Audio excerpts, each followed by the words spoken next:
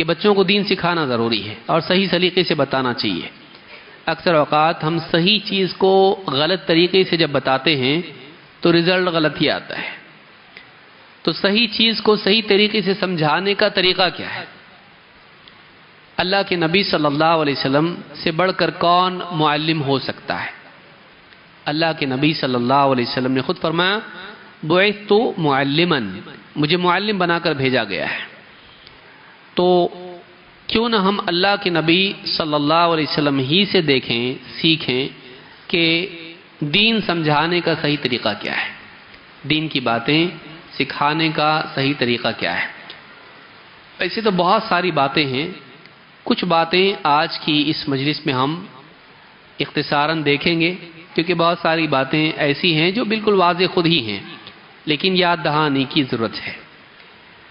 اللہ تعالیٰ قرآن کریم میں فرماتا ہے لَقَدْ مَنَّ اللَّهُ عَلَى الْمُؤْمِنِينَ إِذْ بَعَثَ فِيهِمْ رَسُولًا مِّنْ أَنفُسِهِمْ، اللہ تعالیٰ نے اہل ایمان پر بہت بڑا احسان کیا جب ان کے درمیان انہی میں سے ایک رسول بھیجا، یتلو علیہم آیاتہ، ایسا رسول جو انہیں اللہ کی آیتیں پڑھ کر سناتا ہے، ویزکیہم، اور ان کا تزکیہ کرتا ہے، انہیں برائیوں سے پاک کرتا ہے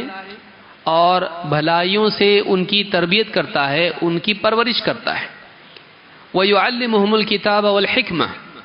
اور انہیں یہ رسول کتاب کی اور حکمت کی تعلیم دیتا ہے، اللہ کی کتاب کی اور اس کتاب کا جو صحیح فہم ہے، اس کی حکیمانہ تطبیق جو ہے، پریکٹیکل اپلیکیشن اس کا جو حکمت سے بھرا ہوا ہے، وہ ان کو سکھاتا ہے، جو کہ سنت ہے۔